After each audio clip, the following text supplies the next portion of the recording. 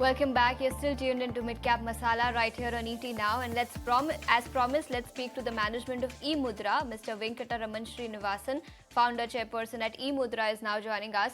Mr. Srinivasan, morning. Thank you so much for taking your time out and joining us here on ET Now. One, you have expanded your presence in Central Asia by opening a new regional hub in Kazakhstan. We'll talk about that in just a bit. But before that, you have also recently achieved MOSIP certification. If you can take us through how big an opportunity is this for you?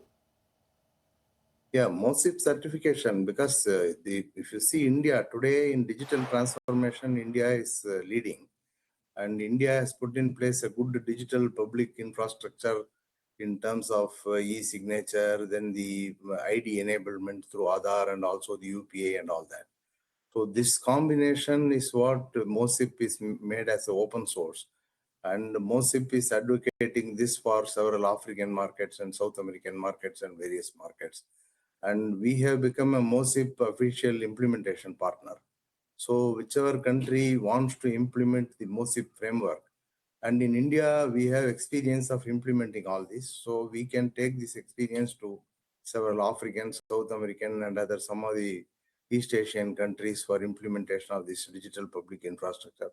So that way, it will be a big opportunity in the coming years. Good morning, Mr. Srinivasan. This is Shrishti also joining in. But given that you already serve now 35 plus countries, how much incremental revenue can MOSIP-led deployments generate for you? And along with that, like Ashesha was mentioning that you are seen to be expanding in Central Asia. Why Central Asia at this point in time? Yeah, unlike other IT service company, we are a product company. So when you are a product company, expanding into several markets is not so difficult because what you need is only the sales channel. So you put some 4-5 sales people and then enroll into 3-4 sales partners, large partners, and they bring the lead. Then the delivery can be out of India.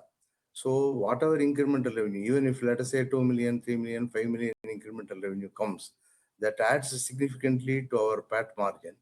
So that's where we are expanding to all the markets possible, wherever we are able to put in place a partner network and a regional sales office. So that is the idea of going to Kazakhstan, and also we will try the nearby Uzbekistan also, because generally we do service to large government organizations on identity authentication management, cybersecurity, and also the certificate lifecycle management. So in India, we are dealing with several large government and defense organizations and BFSI. Similarly, in Middle East and Africa also we are dealing. The same way we can deal in the Central Asian markets. And another thing is in those markets, just one solution player is there.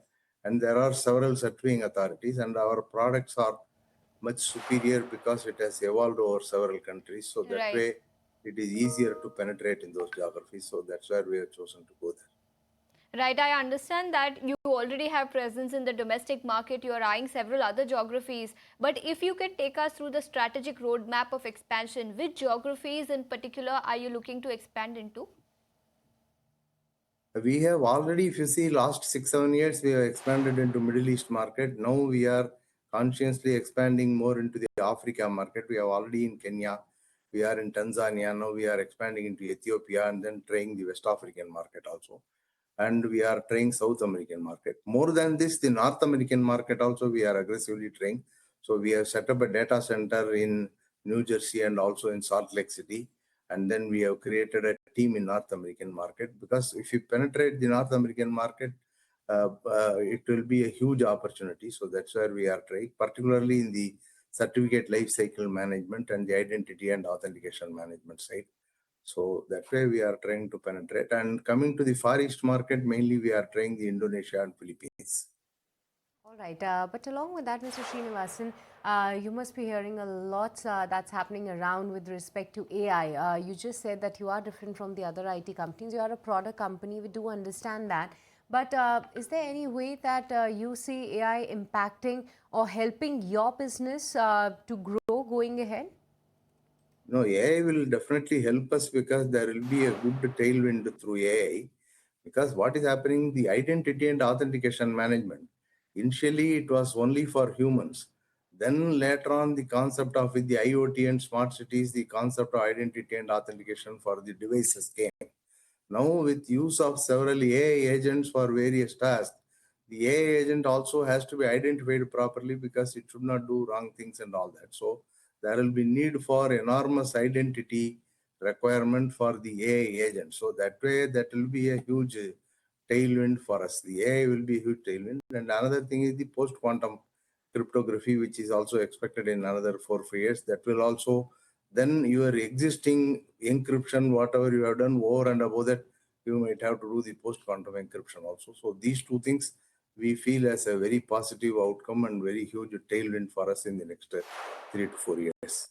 AI disruption is expected to be a tailwind. That's the word coming in. Mr. Srinivasan, thank you so much for taking your time out and joining us here on ET Now.